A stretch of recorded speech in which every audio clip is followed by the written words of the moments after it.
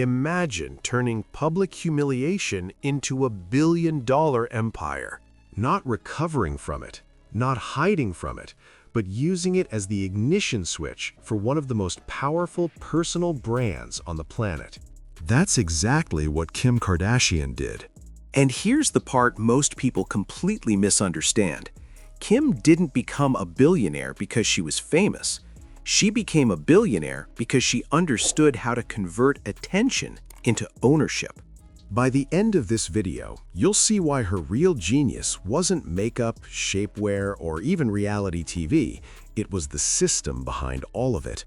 Let's break it down. Kim Kardashian didn't start with products. She started with presence. When most people experience controversy, they disappear. Kim did the opposite. She stayed visible. She leaned into the spotlight. And instead of trying to control the narrative perfectly, she made sure one thing was always true. People were watching. Here's a harsh business truth. Attention doesn't care about morality. It only cares about momentum. Kim understood that if she could hold attention long enough, she could monetize it later. Most people try to monetize too early. She built awareness first. And that awareness became an asset. Then came reality television.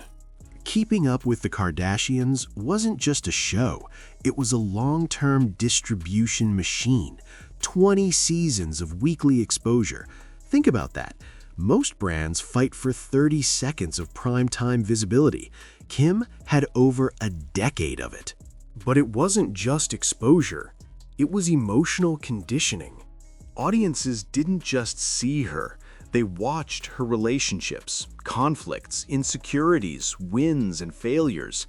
That level of exposure builds familiarity, and familiarity builds trust. And trust is what turns viewers into buyers. When Kim eventually launched products, people didn't feel like they were buying from a corporation. They felt like they were buying from someone they knew. That psychological shift is everything. Now, here's where it gets strategic. Kim didn't randomly launch businesses. She launched products that were already validated by culture. Take makeup. Before KKW Beauty existed, Kim's contour look was already iconic. Beauty influencers were replicating her face daily. Tutorials were built around her aesthetic. That means the demand already existed.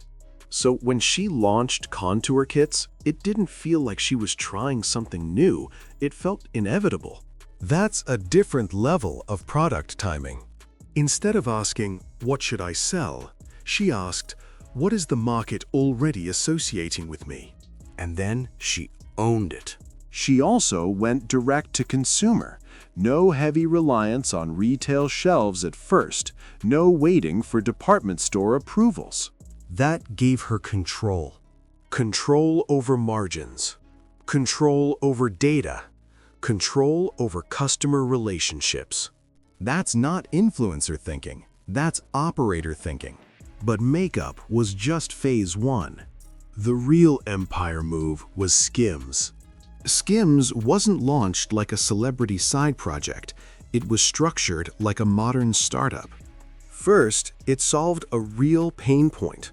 Traditional shapewear was uncomfortable, limited in sizing, and often excluded different skin tones. Kim positioned SKIMS around inclusivity and comfort from day one. That wasn't accidental branding. That was market positioning. Second, she elevated the aesthetic. Shapewear used to feel hidden and almost embarrassing. SKIMS made it feel intentional, minimalist, even aspirational. The branding was clean. Neutral palettes, soft textures, modern design language. It didn't scream celebrity merch. It whispered luxury essential. And that whisper is powerful. Then she layered in scarcity. Limited drops, controlled inventory, strategic restocks. Scarcity isn't just about selling out. It's about training your audience to act fast.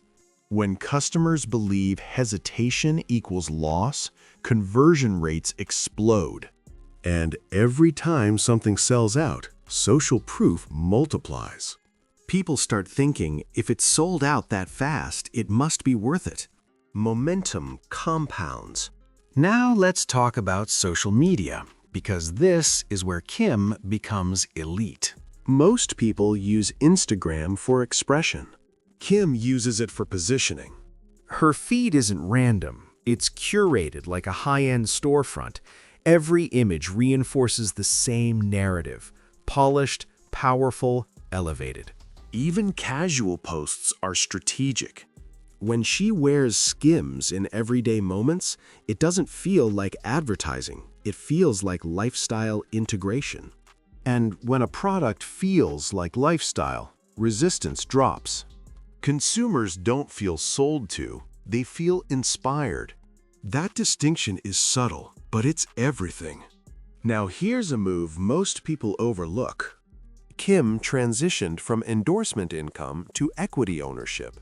This is the billionaire shift. Endorsements pay once.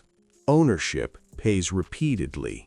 Early in her career, she did appearances and partnerships, but she gradually moved toward ownership stakes. Why? Because ownership builds long-term wealth.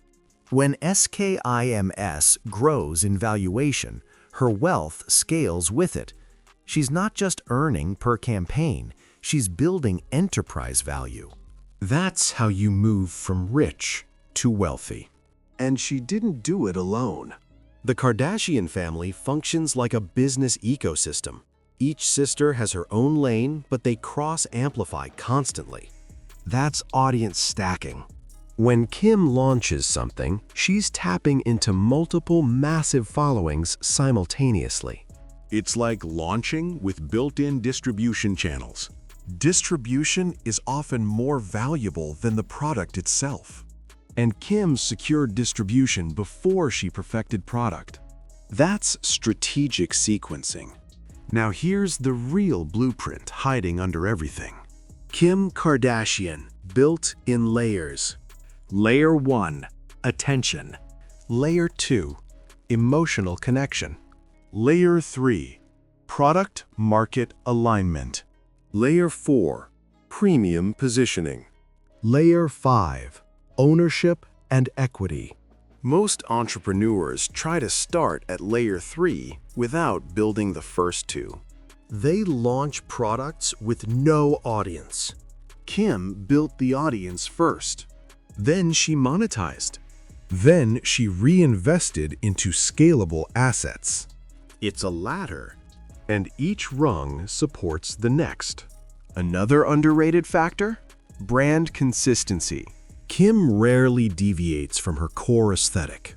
Neutral tones, sculpted silhouettes, clean design, understated luxury. Consistency builds memory, and memory builds brand equity. When consumers instantly recognize your visual language, you've reduced friction. They don't need to evaluate you from scratch every time. Familiar brands sell faster. And finally, let's address the criticism narrative. For years, people underestimated her. They saw fame. They saw controversy. They saw reality TV. What they didn't see was discipline. Building multiple brands, managing global supply chains, negotiating partnerships, scaling e-commerce infrastructure. That's not accidental success. That's operational execution. Kim didn't just stay relevant. She evolved. From socialite to reality star, to beauty founder, to fashion entrepreneur, to billionaire operator. And each evolution was built on the previous one. That's compounding growth. The scandal got her attention. Reality TV gave her distribution. Instagram gave her direct access. Beauty created cash flow. SKIMS created long-term equity. That's not luck. That's leverage.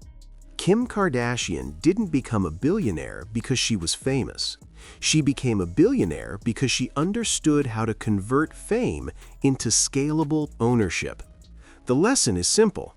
Attention is powerful, but equity is permanent.